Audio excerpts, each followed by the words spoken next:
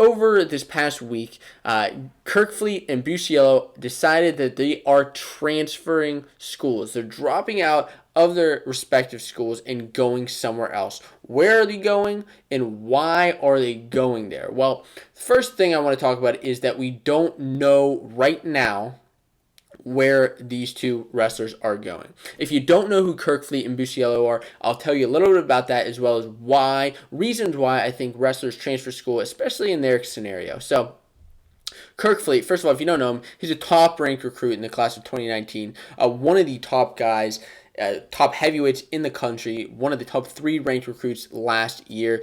He actually wrestled Gable Stevenson in high school in a very tight match, and I was looking forward to seeing the wrestle. He was actually a 4-time Minnesota State champ and a cadet world champion. Now, he was wrestling at the Ohio State University as a heavyweight until this last week whenever he decided that he's transferring schools. Originally, before he went to Ohio State, he was looking at Minnesota, was looking at Oklahoma State, before he ultimately decided on Ohio State. You know, everybody looks at different schools. That's just how things go. Now, what was interesting here, especially with Kerkvliet, now Busiello I'll go into a bit, but Kerkvliet I think was interesting. He was reportedly training with Bo Nickel at the U23 World Championships, just kind of on the sidelines, wrestling with him, getting him trained, getting him warmed up. So I don't know if how much that plays into effect as to where he could go. Could he go to Penn State now that he's wrestling them? I mean, you see these Team USA guys training, warming up with each other all the time, but it's just one indication of where he may go. Now, especially with Kerkvliet's case, the other thing is that Kyle Snyder just left the Ohio RTC, left Ohio State to go to Penn State. And because of that, that's a little bit of more of an indication that Kerkvliet could be heading to the Nittany Lions. Now, Busiello is a 5-time state champion, nearly 300 high school wins, and multiple-time Super 32 champ. I mean, his list of accomplishments goes on and on. Now, you may have seen him wrestle at Beat the Streets this past year against Jojo Aragona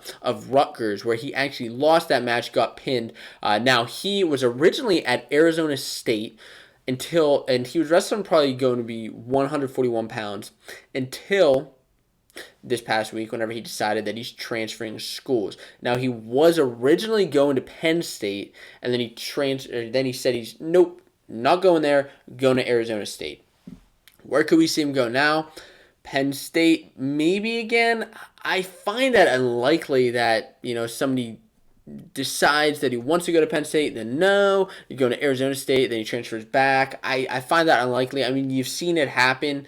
Gavin Teasdale is one example. Thought he was going to Iowa, ended up going to Penn State, dropping out, going back to Iowa. So you could see that scenario happen. Could see him maybe at a Cornell, maybe at an Oklahoma State. I'm looking for guys who maybe in a couple of years may need that 141-pounder, and that's Adam Busiello. Now, there are a couple of reasons why I believe wrestlers may end up going to transfer schools. And these are the reasons why. There are 4 reasons. One, first and foremost, is money. Maybe another school is offering more money. Maybe somebody thinks that they can get more money somewhere else. I think that's why a wrestler maybe decides to go somewhere else.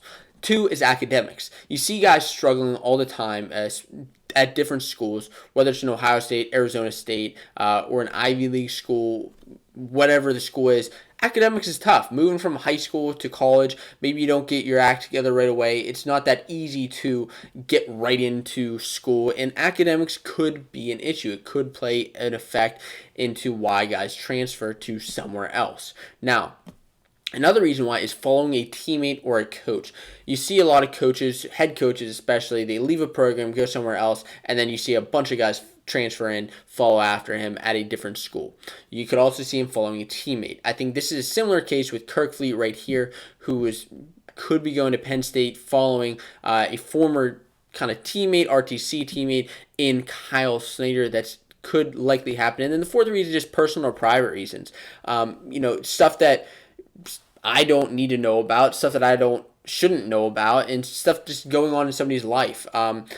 A similar scenario here is Nick Suriano. Nick Suriano transferred from Penn State to Rutgers. He had things going on. I think he just wanted to be closer to home, closer to his Rutgers and New Jersey fan base. And he had things going on in his private life that the wrestling fans don't necessarily need to know about and shouldn't know about. And I think there are multiple reasons why. I think a lot of people forget that these are young athletes going to school, going to college, and trying to make a living for themselves in that way. And it's not necessarily all that easy to just decide where you want to go right away. And that's the reason why a lot of wrestlers transfer.